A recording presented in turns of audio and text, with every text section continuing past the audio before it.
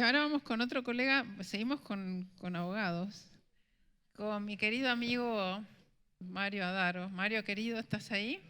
Es ministro de la Corte Suprema de Mendoza, pero no solamente es mendocino, sino que es de mi misma subregión de Mendoza, mi mismo departamento, no de mi misma ciudad, pero casi.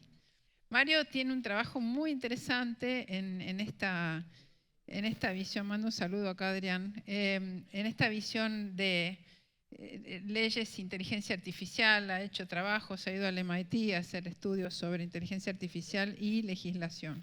Tiene un trabajo muy interesante de investigar el impacto de la inteligencia artificial en todos temas jurídicos y está este temor de muchos abogados, la pregunta para los abogados, de que los juicios y todo se resuelva por inteligencia artificial. ¿Ya estamos?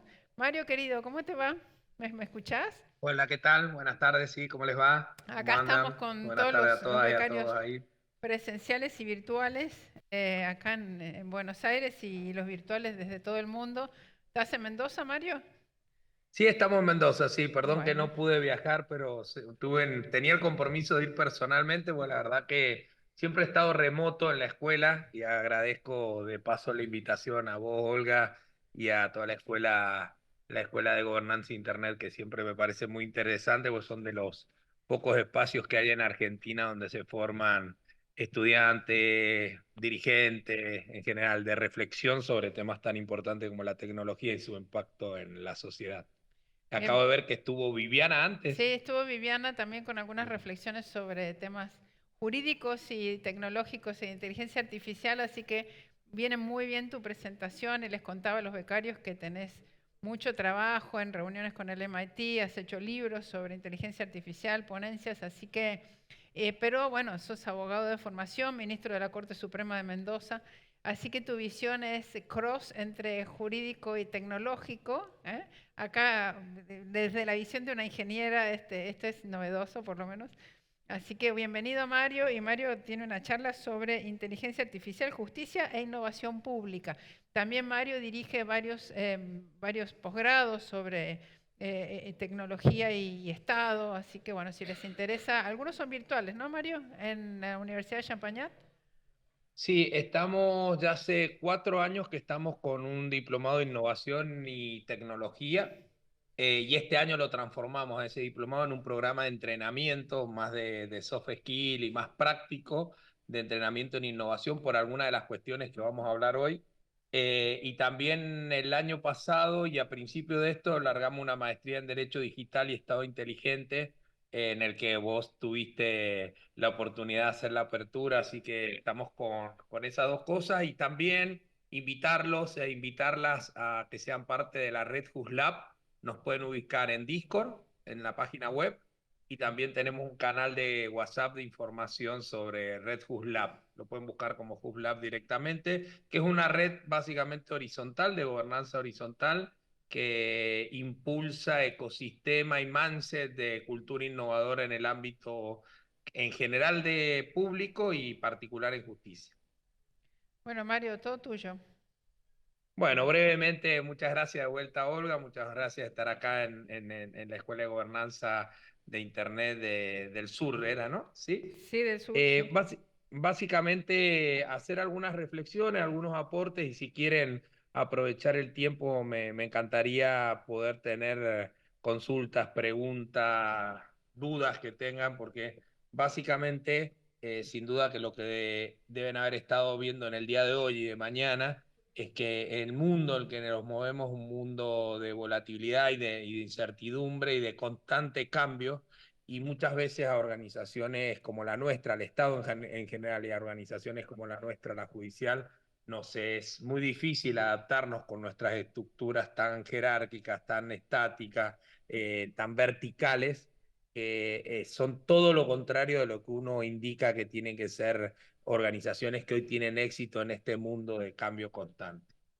Y Olga recién decía hacer algunas reflexiones sobre la aplicación de la inteligencia artificial. Yo agregaría también la Web3 y el blockchain al ámbito como el nuestro, como la justicia, que les puedo contar algunas prácticas, algunas experiencias que hemos ido teniendo y desafíos que tenemos para adelante en el desarrollo de la inteligencia artificial en justicia, pero básicamente quiero centrarme inicialmente en este primer bloquecito, si se quiere, de intervenciones sobre innovación y el reflexionar por qué innovar en un ámbito como el de la justicia y probablemente si hago un mini silencio ustedes pueden tener un repaso de qué sienten, ya sea como abogadas profesionales o como ciudadanas y ciudadanos sobre la justicia, sin duda que van a encontrar rápidamente una respuesta a por qué intentar un modo distinto de hacer las cosas en una organización que hoy, cuando uno hace un relevamiento sobre el Estado y la consideración de la ciudadanía con respecto a la justicia, todas las encuestas en los últimos 10 años, si quieren podemos tomar la última de Isonomía, Latinbarómetro, lo que fuera, indica cosas como que un argentino de cada 4 confía en la justicia, que 7 de cada 8 cree que somos transparentes, que 8 de cada 10 tiene una imagen mala o regular de la justicia y que solo el 7% de la población considera que la justicia es eficiente con respecto a los reclamos, a los conflictos, a los planteos que la ciudadanía hace a la hora de intentar resolver sus conflictos frente al órgano judicial. Recuperar un poco cuál era el concepto inicial de la justicia. La justicia fue diseñada en la edad moderna, si se quiere, post-república, como un poder donde en la caja de resonancia donde la ciudadanía podía resolverse un conflicto en base a algo que era fundamental, que era la aplicación de las normas y de la ley. Y aunque este es un ámbito de tecnología, podemos hacer esto que recién decía Olga, ¿cuál es el linkeo entre la ley y la tecnología? Y básicamente las normas fueron en su origen tecnología. Fueron tecnología porque eran tecnología social. Era un conjunto de conocimientos que permitía en comunidad, una vez que fue evolucionando la humanidad, recordemos aquella situación de humanidad Neandertal, de manejo del fuego, el invento de la rueda, etcétera, etcétera, empieza a vivir en comunidad y había que inventar una tecnología para poder convivir. Esa tecnología era el derecho. Pero hoy ese derecho que nació en piedra, se diría, recordemos inclusive hasta las primeras normas fueron de costumbre, las segundas, si se quiere, haciendo una síntesis muy breve, pues son solo 15 o 20 minutos que vamos a estar, pero si se me permite, esas primeras costumbres después fueron normas religiosas que luego fueron leyes civiles, si se quiere, esa fue la evolución del derecho. Y esas normas que nacieron, como les decía, en piedra eran primero los no, a qué no estábamos dispuestos la humanidad a aceptar. Era no matarás, no robarás. Luego eso evoluciona y ya en algo mucho más moderno, mitad del siglo pasado, siglo XX, aparece la dimensión de los derechos humanos y de la vulnerabilidad. Pero cuando uno tiene toda esa dimensión de derechos, uno puede afirmar que esos derechos regulan una sola parte hoy, y sobre todo uno lo notó post pandemia, que uno notó esa vida humana en el mundo digital, uno nota que ese derecho solo tiene visión o dimensión de una parte de nuestras vidas, que la vida física analógica. La mayoría de las encuestas de tecnología, sociedad, sociológicas que han hecho estudios de vinculación de sociedad y tecnología, dice que nuestra vida diaria tiene casi 9 horas 20 minutos, es decir, 9.20, 9 horas 20 minutos de la vinculación humana con algo tecnológico, un celular, una notebook, una computadora. Si a eso le agregamos 6, 7 horas de sueño, en mi caso 4 o 5 porque duermo muy poco, nos quedan 6, 7 u 8 horas de vida no tecnológica, no vinculada a aparatos tecnológicos. ¿Por qué digo eso? Porque solo ese tramo de nuestra vida, casi un tercio, se diría que es la parte que el derecho hoy regula. Porque no ha podido o todavía no dimensiona o ha aspirado a regular parte de la otra vida, que es la vida digital. Pero esa vida digital ha ido evolucionando con cambios constantes y es un mundo de dificultad para el derecho, porque el derecho muchas veces no tiene esa visión de algo que es intangible. Al derecho le cuesta mucho regular lo intangible, en este caso nuestra vida digital. Y en esa vida digital pasan cosas, relaciones, vínculos, crimen, delitos, vínculos sociales, humanos, económicos, miles de vínculos que hoy, más allá de una u otra regulación o aspiración a regulación, o por lo menos después vamos a hablar de gobernanza, ustedes están en una escuela de gobernanza, es muy difícil realizar y el derecho tiene muchísima dificultad de esa dimensión y tiene un gran desafío porque el derecho, sobre todo los derechos humanos fundamentales, primero civiles y políticos, luego económicos, culturales, luego si se quiere de tercera generación, ambiental y sustentabilidad, aparece una dimensión de derechos digitales. Y en estos derechos digitales, como les decía, hay todo un desafío y un capítulo, no sé si para esta escuela, pero para reflexión en el futuro, de ver cómo se aborda la vida humana o la humanidad en el mundo digital.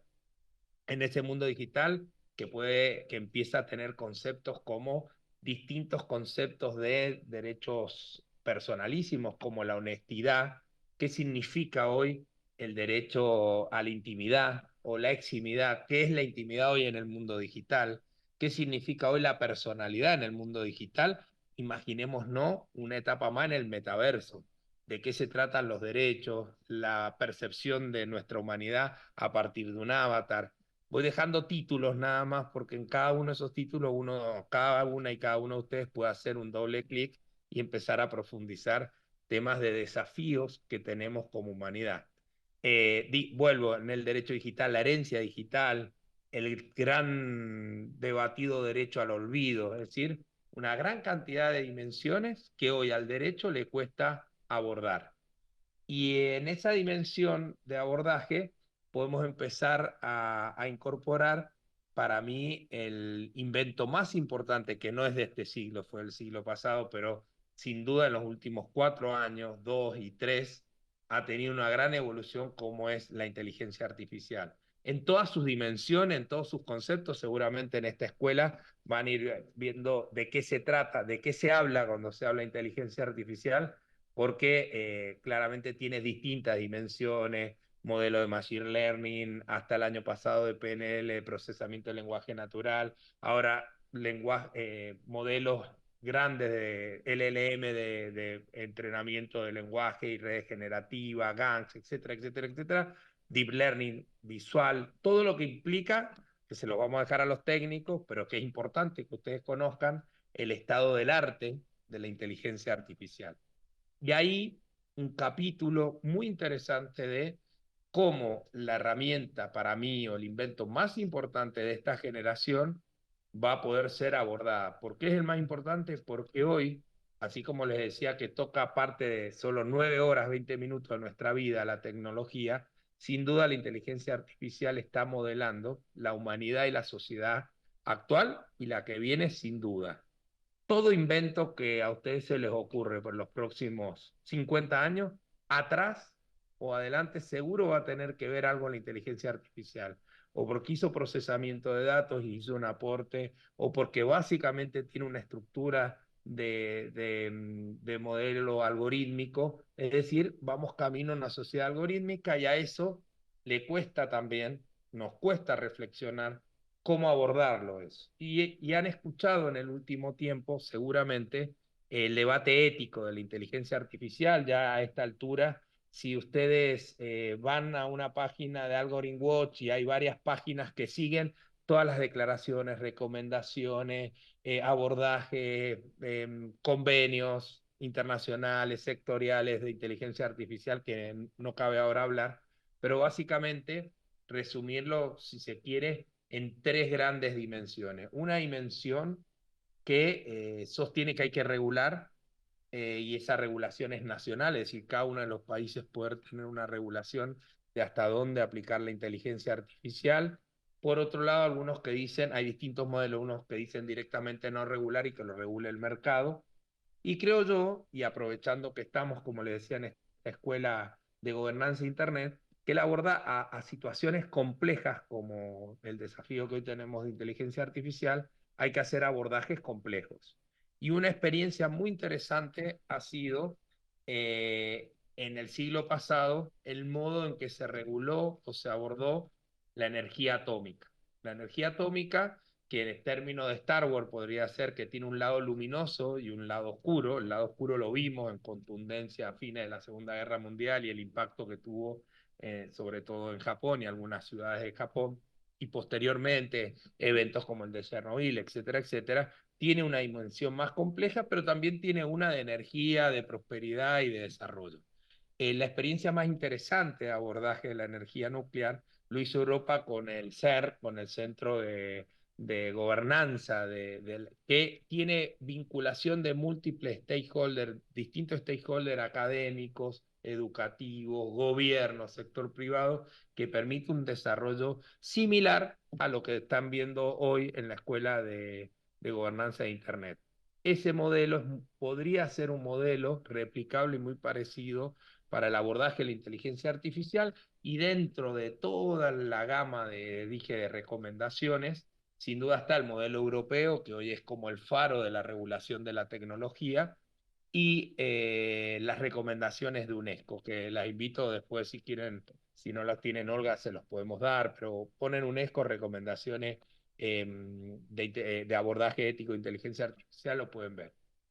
Y por último, una experiencia que a mí me parece interesante y que también nos pone un desafío a quienes venimos del mundo del derecho, son los sandbox legales, es decir, la posibilidad que frente a cuestiones de dificultad de regular, porque muchas veces regular lo que hace es impedir el desarrollo. Entonces, estamos entre el desarrollo de algo y la prohibición. Entonces, en ese camino camina hoy la regulación de la inteligencia artificial, un modelo muy interesante, el de los sandbox legales, que permite en un espacio controlado con stakeholder hacer experiencias determinadas. Pongamos ejemplo, el uso de la inteligencia artificial para la investigación médica de cáncer de mama, que tiene involucrado cuestiones jurídicas, la protección de datos personales súper sensible, la posibilidad de datos médicos, la investigación, la visual, etcétera, etcétera. Entonces, hacer esos modelos de investigación,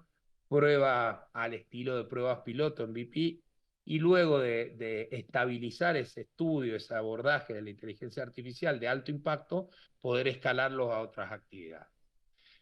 Bien, dicho el tema gobernanza, por ahí ya hacer doble clic y pasar a justicia. Yo entiendo que frente a aquellos datos que les dije inicialmente, que es lo que hoy nos duele, lo que nos motiva, lo que nos, si se quiere, incentiva a repensar la organización judicial y su sistema de justicia y su servicio de justicia, que fundamentalmente tiene que ser un servicio de justicia ciudadano-céntrica. Durante mucho tiempo el servicio de justicia fue algo que era para magistradas, jueces, juezas, abogados y abogados, y la ciudadanía era un número más dentro de ese marco de desarrollo y de reforma. Hoy creo que la centralidad tiene que estar puesta en la mejora de ese servicio destinado al ciudadano, que el resto del ecosistema, de quienes somos parte del ecosistema, tenemos que enfocarnos en vía ciudadana, y sin duda la tecnología nos viene a aportar en ese sentido, en la mejora de transparencia, en la mejora de la eficiencia y en la mejora del acceso a ese servicio de justicia. Inteligencia artificial, sin duda, aplicada a justicia, tiene por lo menos tres dimensiones muy interesantes de las experiencias que hoy tenemos. Una dimensión de la inteligencia artificial tiene que ver con la mejora del acceso a justicia, y fundamentalmente todo lo que tiene que ver con desarrollos de asistentes virtuales, asistentes comunicacionales, chatbot. Básicamente una vinculación ciudadana vía inteligencia artificial que permite un mejor acceso a temas de justicia, información, a datos. Una segunda dimensión tiene que ver con la posibilidad de entrenamiento de redes generativas, no solo el fine-tuneo de redes ya existentes y entrenadas, que el fine-tuning sería como correcciones mínimas en el modelo de entrenamiento, que permitiría varias cuestiones de alto impacto en la justicia. Uno es la automatización documental, es decir, la posibilidad de frente a determinado pedido o determinado requerimiento de justicia, se puede automatizar el documento que le sigue y la decisión que le sigue a ese tipo de pedido. Frente a un pedido, automatizar un documento. La otra posibilidad también de entrenamiento de LLM permite, por ejemplo, la anonimización de todas las decisiones jurisdiccionales y de justicia para poder hacerlas públicas, es decir, la otra dimensión, la transparencia, los datos abiertos y la posibilidad de comunicar las formas que se toman las decisiones de justicia sin vulnerar derechos. Muchas veces esa publicidad de los actos de gobierno, en este caso de justicia, termina revictimizando y vulnerando derechos. Imaginemos, ¿no?, la difusión de una sentencia donde se resuelve un tema de abuso de niñas y adolescentes. Podría, si bien por un lado tiene que ver con la apertura de datos y la rendición de cuentas, por otro lado podría vulnerar y revictimizar quienes han sido vínculos, o sea, quienes han sido víctimas de esa situación y que la justicia ha resuelto y ha publicado ese acto. Entonces tenemos automatización documental, posibilidad de anonimización. La otra posibilidad tiene que ver con el predictivo, digamos, esa es una dimensión posterior, pero que es con todos los datos de la justicia poder hacer predicción sobre cuál sería la decisión que tendría que tomar cada uno de los organismos.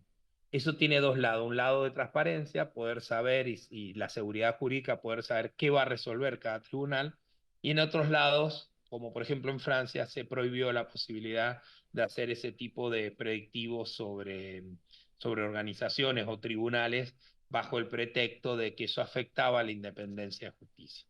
Nosotros hemos ido haciendo de toda esta dimensión algunas experiencias. Hoy estamos desarrollando en Mendoza con la línea 160, que es la línea directa de justicia, un chatbot para preguntas frecuentes. Entonces estamos entrenando un chatbot para preguntas frecuentes. Después hemos hecho un desarrollo con un front ciudadano muy interesante que tiene que ver con la homologación de los convenios laborales. Para que se entienda, cada vez que dos partes en conflicto en un juicio laboral se ponen de acuerdo, hoy tendrían que concurrir al tribunal, pedir el expediente, solicitar un turno para que la atiendan y le fijen una audiencia, ir todas las partes a tribunales, a partir de que van todas las partes, llegar a celebrar un acuerdo, firmarlo, y después tiene todo un proceso de días y a veces de meses para la homologación de ese acuerdo. Hoy en Mendoza hemos hecho un desarrollo con base en inteligencia artificial que permite que las partes en cualquier estado del proceso presenten, hagan el convenio en línea en un front que hemos desarrollado. Ese convenio, tomamos la metadata del convenio, automatizamos un documento.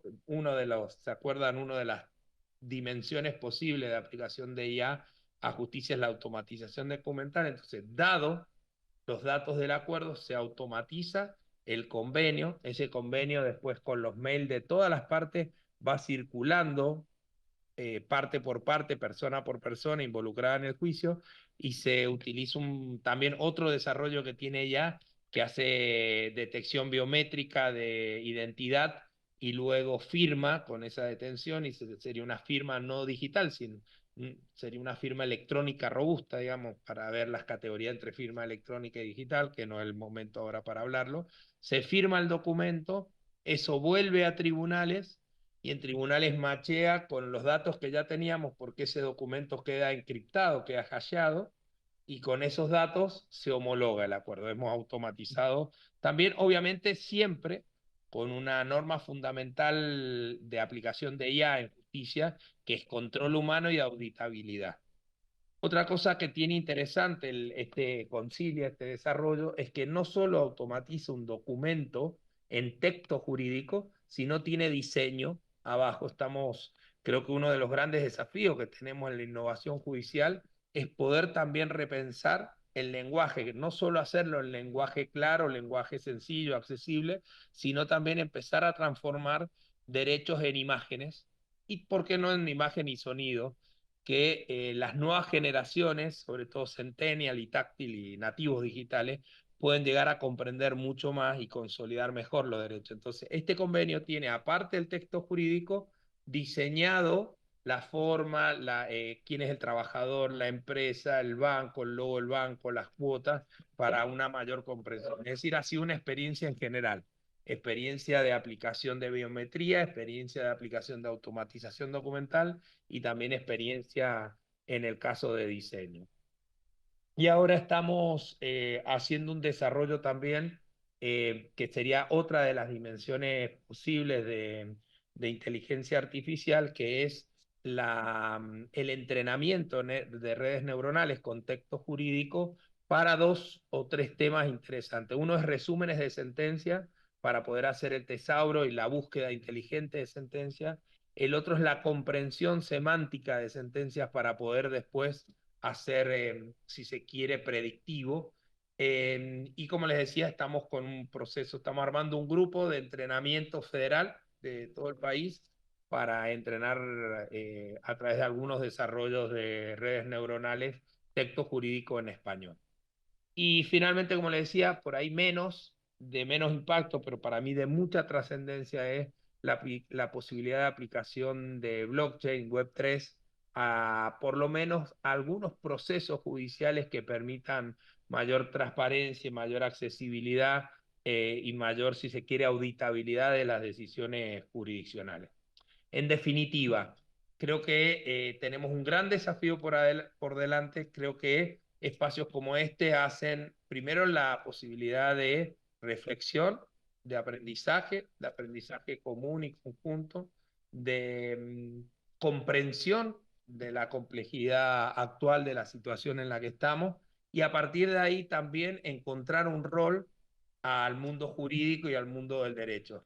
A veces será un rol de ético, de reflexión, otra también será regulatorio, de gobernanza, y también, ¿por qué no?, esa idea que recién decía Olga de transversalidad, abogados, tecnólogos, abogados, que permitan también hacer un desarrollo. Argentina tiene una gran capacidad de capital humano que permitan hacer desarrollos de software y de IA embebido en posibilidades de consolidación de derechos, evitando sesgo, evitando discriminación y comprendiendo el mundo jurídico dentro de un mundo digital.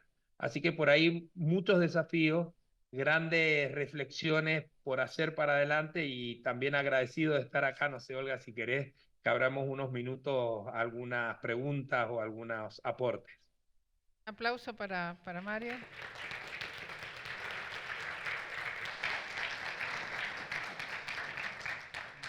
Muy interesante, muy interesante lo que hace Mendoza, ¿no? ¿Todo esto es solamente Mendoza o sabes si hay otras provincias que, o tiene alguna injerencia a nivel nacional? No, no, no, nosotros, todos los tribunales, todos los superiores tribunales y las Cortes Supremas del país estamos en una Junta Federal. Esa Junta Federal tiene un Instituto de Innovación y Tecnología hace más de 6 años, que en este caso me toca presidirlo hace 6 años, y ahí en ese espacio hemos ido haciendo desarrollo con experiencias muy interesantes. Ese espacio tuvo, como no era específicamente el tema, era más de ya innovación, pero de paso aprovecho tu pregunta, Olga, y la respondemos. Hemos hecho un primer soporte de infraestructura. Creo que tuvimos la primer nube privada de justicia en ARSAT, 26 máquinas virtuales, y sobre esa nube, porque nosotros creíamos que un gran aporte al desarrollo y a la innovación en el Estado era el paradigma cloud, es decir, poder saltar al cloud con todos los servicios, las plataformas y la infraestructura que da la nube, y eso da un impulso fenomenal al desarrollo tecnológico de todas las organizaciones. Pero bueno, teníamos la gran dificultad, que seguramente ustedes lo deben estar debatiendo, del alojamiento de los datos y la referencia de la infraestructura, si está en jurisdicción argentina o no. Sobre todo con el gran desafío que tiene Argentina, que tiene una ley de protección de datos de hace más de 24 años.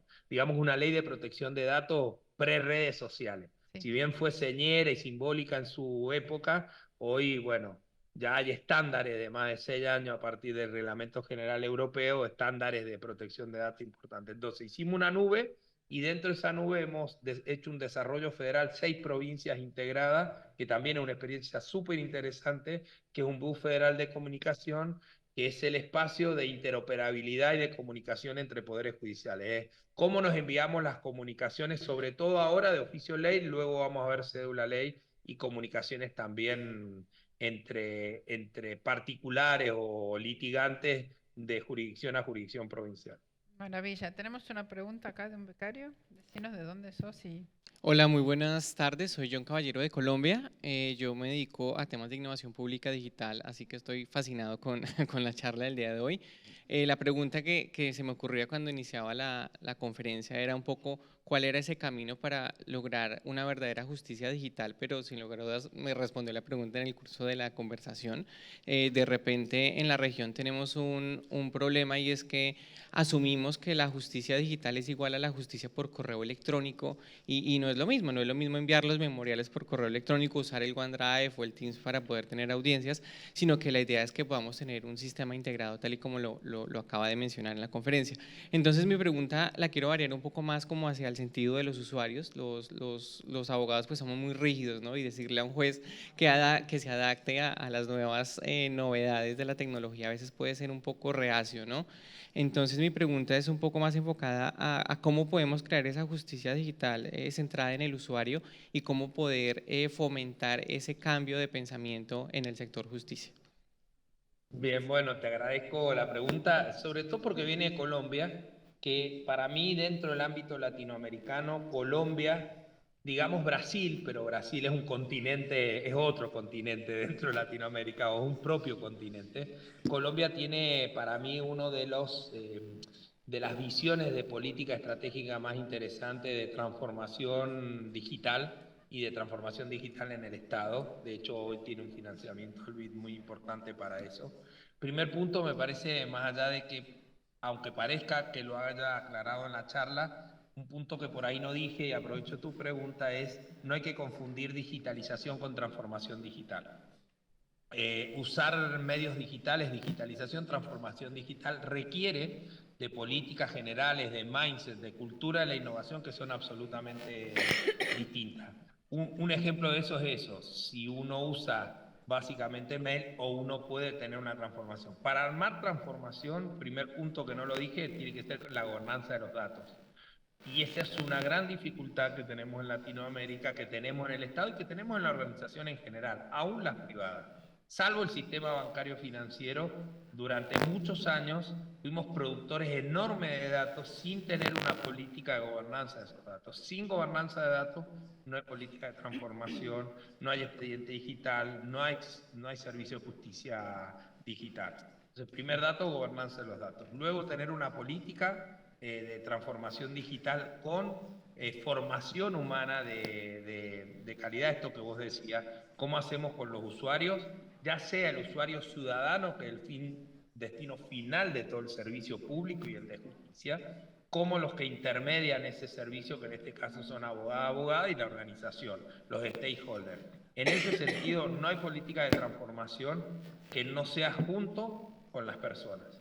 En general, y durante muchos años, estas políticas de transformación se realizaron frente a diagnósticos, consultoría y financiamiento internacional que diseñaban un modelo y luego hacían lo que se llamaba sensibilización al usuario. Y hoy me parece que eso, por lo menos en los últimos 5 años, ese paradigma ha cambiado y hoy el desarrollo de la transformación parte del usuario hacia el desarrollo. Y no es laboratorio, desarrollo y luego usuario. Es una iteración constante entre usuario y desarrollo. Y esa resistencia que por ahí vos contabas, creo que las nuevas generaciones hoy, en lugar de resistir, son exigentes. Lo que hace 10 años se decía, bueno, resistimos, abogadas y abogados, la transformación digital, las nuevas generaciones hoy exigen mucho más a las organizaciones públicas en general y a la justicia de tener su servicio amigable, accesible, con un buen UX, con velocidad, con amigabilidad a la hora del uso de las aplicaciones. ¿Por qué? Porque han nacido bajo ese paradigma, ese paraguas, esos estándares de vinculación. Es decir, para mí, esa hoy ya no es una resistencia, sino es una exigencia, aunque queden todavía o quedemos generaciones con más o menos resistencia a la transformación. Creo que sin duda esa ya es una batalla avanzada y ganada, pero ahora lo que queda es dentro de las propias organizaciones mejorar esas políticas, también entender que yo digo que hoy hay como una especie de feudalismo tecnológico, feudalismo en el sentido de que quienes fueron organizaciones, por ejemplo Mendoza, que avanzaron muchísimo en tecnología, a veces nos cerramos y no abrimos el esquema porque ya probamos una solución y la tenemos, y creo que lo que hay que tener es organizaciones abiertas y sabiendo el estado del arte, la tecnología en general y evolucionando en ese desarrollo. No porque hicimos el mejor desarrollo de expediente digital nos podemos quedar ahí, porque por ejemplo, antes eran modelos mainframe, código propietario, data center, y hoy tenemos cloud, microservicios, open source. Entonces, bueno, imagínense ese paradigma de cambio. También las organizaciones y los tecnólogos de las organizaciones tienen que estar abiertos a esos cambios Tenemos y otra... enfocados en el usuario. perdón que te interrumpí. Tenemos Hola, una, dos, buenas tardes. tres preguntas más. La pregunta es como muy específica. A nivel Argentina, si desde la organización y este grupo en el que están trabajando, tienen una proyección en una línea de tiempo de si se podría lograr a nivel país, tanto federal como provincial, poder tener todo un sistema digitalizado. Si eso en algún momento está pensado, proyectado, o si se vislumbra algún futuro donde lo podamos tener de esa manera organizado. Bien, bueno, te agradezco la pregunta. Primero, la respuesta está en tu propia pregunta. Dijiste a nivel nacional y federal. Argentina, como México y Brasil, tiene un sistema federal de gobierno. Eso que implica una situación muy compleja porque claramente cada provincia tiene su autonomía para poder desarrollar sus propios esquemas en general, tributarios, etcétera, etcétera, y también de desarrollo tecnológico. Creo que hay algunas experiencias que se vinieron desarrollando durante varios gobiernos, que era el expediente digital en la administración pública federal. Me gusta decirle nacional, no federal. Nacional, que era el GD. El Sí. GD y el TAT son como una unidad en casi todos los organismos públicos que con más o menos desarrollo, con más o menos críticas sobre ese tipo de desarrollo, creo que tuvo un alto impacto en el gobierno nacional y sobre todo en pandemia se notó. Después tenemos algunas provincias han adoptado, gobiernos ejecutivos de provincia han adoptado, a través de provincia 1, 2 y 3, que fueron distintos programas que adaptaron SGD a sus administraciones ejecutivas. Y después los poderes judiciales de las distintas provincias hemos ido haciendo nuestro propio desarrollo. Hoy lo que nos une es la interoperabilidad a partir del BUS. Tenemos 12 provincias integradas y aspiramos a tener las 20 y pico a fin de año. Pero lo ideal sería eso. Siempre yo coincido en que podríamos hacer desarrollos comunes a problemas comunes. Ejemplo, si uno desarrolla en microservicio, en cloud, una mesa de entrada digital, esa mesa de entrada digital sirve para cualquier organismo público y me animaría a decir privado también. Es decir, ese tipo de recepción de documentación en forma remota en una mesa de entrada virtual podría ser utilizada como un commodity para, para todas las provincias. No sé, en esa línea de tiempo que me pedís, si va a ser posible ese, ese nivel de unidad, unificación, de desarrollo único en un expediente digital. Sí creo que por lo menos hay que aspirar a modelos de interoperabilidad. El bus es una experiencia. Otra experiencia muy interesante que se impulsó desde Neuquén es Road. Road es una tecnología de interoperabilidad de Estonia, que ese modelo fue traído a Argentina y hoy hay algunas provincias que se están comunicando, interoperando con sus gestores documentales a partir de esa plataforma. Creo que el gobierno nacional podría, si vos me preguntás a mí cuál es la línea de tiempo, si uno tomara un financiamiento local o internacional, podría ser un desarrollo común con microservicios modernos que pueda ser utilizada por toda la administración pública, pero hoy no veo esa experiencia en Argentina. Hay otra pregunta más. Hola Mario. En Brasil tenemos muchos proyectos de inteligencia artificial en marcha en el Poder Judicial, pero solo como ayuda. Por ejemplo, por resumir un proceso o identificar casos similares, sin directamente utilizar la función de juez. Y acá quería saber cómo funciona, si se da de la misma manera y qué es tu opinión al respecto. ¿Puede la máquina funcionar como sea? Bien, bueno, te agradezco. Sí, conozco varias de las experiencias de Brasil, tanto del gobierno federal como del interestatal. Como bien tú dices, ha sido usado. Yo creo que está bien hacer las distintas Paso a paso. experiencias y las distintas utilidades que la IA puede ser aplicada en organizaciones como la nuestra y luego escalarla. Muchas veces cuando uno este tipo de tecnología las quiere aplicar en forma masiva e intempestiva en toda la organización, creo que se llama la tercera ley de Newton. La tercera ley de Newton dice que toda la fuerza que va hacia un lado vuelve en sentido contrario y con la misma intensidad. Y en este caso a veces te deja más atrás de donde empezaste. Entonces empezar con pequeñas experiencias, resúmenes de sentencia, anonimización, búsqueda de casos similares o precedentes, me parece que son un buen caso. Yo le agregaría automatización en aquellos juicios o expedientes o tipos de procesos que son muy seriados y reiterados, que se podrían aplicar en forma automática, como los ejecutivos, los tributarios, las infracciones automovilísticas, etcétera, o las correccionales. En ese caso me parece muy bien el uso más de MVP, de experiencias más chicas, y luego escalar. Y sin duda que en justicia siempre la herramienta de la inteligencia artificial va a ser un asistente amplificador de habilidades humanas, nunca de reemplazo. Sería muy, salvo en algunas tareas, pero sería muy difícil el reemplazo, más allá que pueda ser técnicamente posible, sería muy difícil la legitimación social de la automatización de las decisiones jurisdiccionales. Aunque yo no descarto que en algún momento, en otros Suceda. espacios, pueda ocurrir.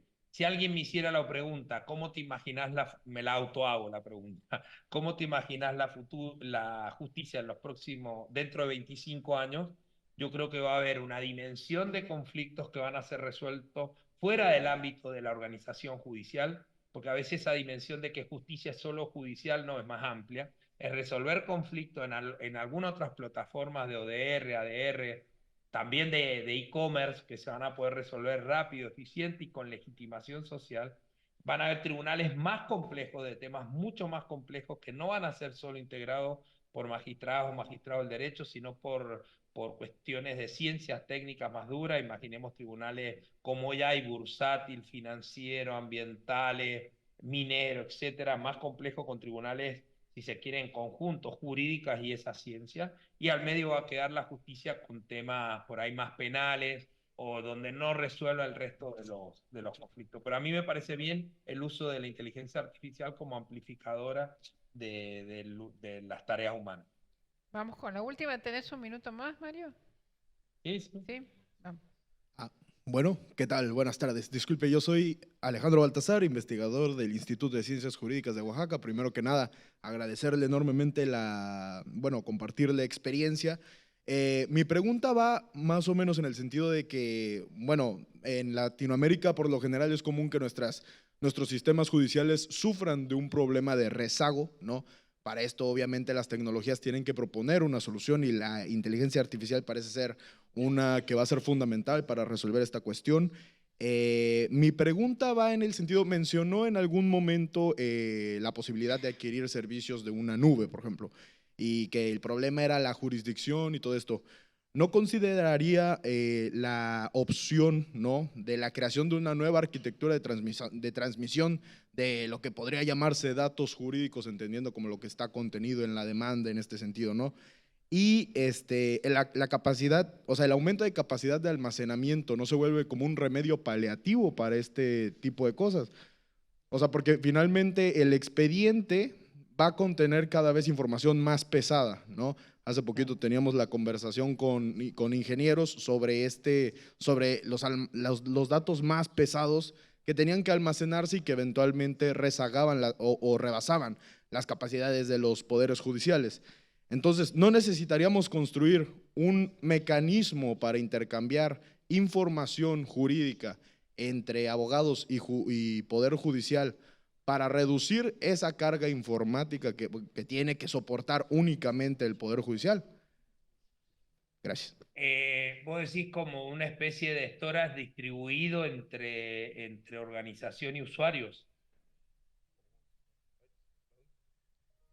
Esa sería... No sería tanto la idea, es más como la idea de proponer un nuevo sistema en el que, por ejemplo, se ligue directamente el hecho con un derecho sin necesidad de, por ejemplo, utilizar tantas palabras o ser tan arraigados al lenguaje tradicional, ¿no?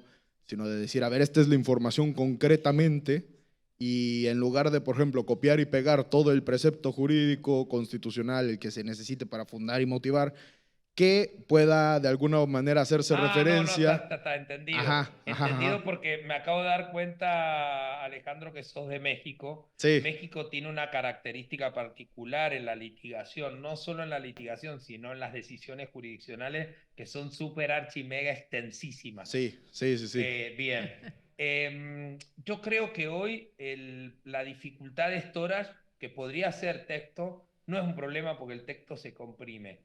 La mayor cantidad de dificultad de storage, sobre todo post pandemia, tiene que ver con audios y videos, del salto que la justicia ha hecho, sobre todo en audiencias, a audio y video. Ese storage es el más complejo, sobre todo porque hay una dificultad también de lógica y de forma de organización, de manejo, de traqueo, etcétera, etcétera. Un desafío súper grande.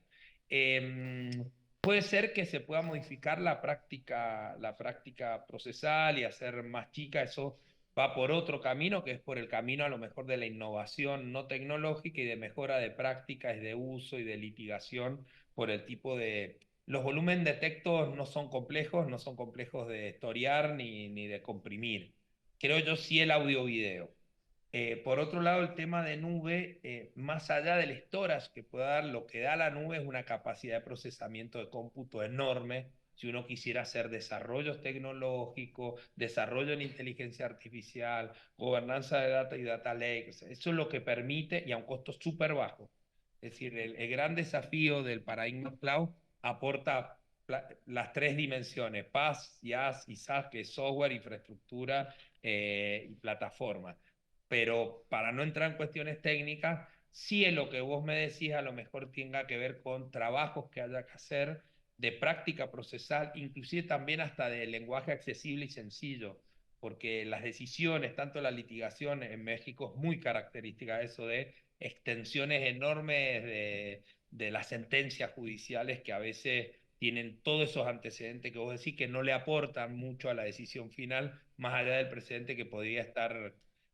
inclusive hasta el propio antecedente, la propia decisión en un modo más comprimido y hiperlinkeado, si se quiere. Podría estar hiperlinkeado a otros antecedentes que son los que citan esas decisiones. La última, ahora sí, la última. Muchas gracias por la oportunidad y por la exposición también, estuvo súper buena y muy interesante. Tengo una consulta aquí, soy Rodrigo desde Chile. Respecto de que el apoyo de la inteligencia artificial es fundamental para el levantamiento, desde el punto de vista que yo lo veo desde la legislación y la realidad jurídica chilena, para el levantamiento de la carga laboral para los tribunales de justicia. ¿Y en qué sentido digo esto? Porque sería más fácil y mucho más rápido que apliquemos estos procesos de inteligencia artificial en el apoyo de los funcionarios del Poder Judicial en Chile, que están sobrecargados ya sea en procesos reformados como no reformados, por ejemplo en el primer caso del Tribunal de Familia y en el segundo caso podemos decir el proceso civil. Sería más fácil aplicar la inteligencia artificial de lleno, más que reformular o reformar lo que son la dotación del personal de los tribunales, ¿ya? Y en ese sentido, sin embargo, me gustaría hacerle la consulta según su experiencia, ¿hasta qué punto puede llegar a apoyar la inteligencia artificial actualmente en cuanto al apoyo de los tribunales de justicia? Bien, bueno, muchas gracias la pregunta. De paso, bueno, admiro profundamente, primero porque estamos al lado con Chile, con Santiago sobre todo, y al Poder Judicial chileno hay mucho del equipo de esta red de JustLab que le decía, que son parte del área de innovación de la Corporación Judicial chilena y que trabajan, para mí, son de referencia en Latinoamérica, son de los equipos de innovación más interesantes que tiene Latinoamérica, más allá que uno tiene esta cuestión de, che, ¿dónde están los equipos que innovan? Que la justicia sigue siendo siempre lenta. Pero créanme que Chile tiene mucha experiencia en esto, han hecho integraciones están ahora entrenando inteligencia artificial para un par de desarrollos de automatización. Pero yendo a tu pregunta, Tantos sin acá. duda es un poco lo que hemos venido diciendo, que hoy hay experiencias donde se puede aplicar inteligencia artificial para la mejora de los tiempos de justicia, pero sobre todo lo que a mí me gusta decir en este Pareto, ¿no? De a dónde aplicarle y dónde tenga mayor impacto, es hacerlo en lugares más simples, más sencillos, que generen más legitimación social y no en los más complejos. Siempre que hace años que venimos, sobre todo con Juan Corbalán del Dialab, de la UBA y otro equipo muy grande, tratando de aplicar inteligencia artificial a la justicia, siempre ahora menos, pero en los espacios de juristas, siempre aparece el caso más complejo de aplicación. Y a veces nosotros decimos, bueno, el caso más complejo de aplicación, dejáselo a la persona humana y saquémosles el tiempo de tareas administrativas, repetitivas, seriadas, donde pueda aplicarse. Casos, ejemplos típicos, por lo menos en Argentina, son todos los procesos ejecutivos, todos los procesos de tributarios, todos los procesos que les dije recién de contravenciones automovilísticas, que estadísticamente tienen una repetición sistemática de las tomas de decisiones. Ahí sí podríamos automatizar y, como decís bien vos, poder mejorar y amplificar las decisiones humanas sin la necesidad, porque siempre la gran discusión es cuánto va a desplazar de mano de obra. Y creo que entender la mano de obra o la persona humana trabajadora como una actividad única es cometer un error. Cada uno y cada una de nosotros que tiene un determinado trabajo, uno puede describir las 10, 12 tareas que hace. Y de esas 10, 12 tareas cotidianas que hace, es muy probable que 6, 7 u 8 sean repetitivas y que uno podría automatizarlas sin que lo desplacen a uno como trabajadora o trabajadora, sino lo que le quedan son las otras 5 o 6 actividades para hacerlas en forma más creativa, más humana, dándole mayor tiempo a esa complejidad y no a los casos repetitivos. Un aplauso para Mario.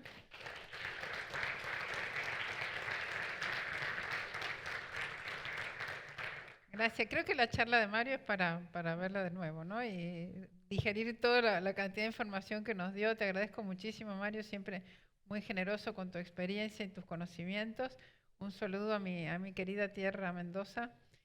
Acá te Y esperamos. Saludos a bueno, vos, Adrián, a gracias, todo el gracias. equipo Adrián te manda de la saludos. escuela de Gobernanza de Internet. Y lo que por ahí no todos y todas las que están en el curso saben, somos equipo, porque a donde nos Somos equipo. convocamos, Ahí autoconvocamos estamos. un lado al otro, vamos generando esta red que es la que pretendemos que se difunda cada vez más el conocimiento de la tecnología, la democratización de ese conocimiento y finalmente formar líderes y lideresas en Latinoamérica que estén a la altura de la complejidad de este mundo, ¿no? Exactamente, eso es lo que queremos y vos también sos parte de nuestro equipo. Un abrazo, Mario, a la distancia. Gracias por estar acá con Gracias, que nosotros. tengan buena Aplausos. jornada hoy y mañana. Gracias.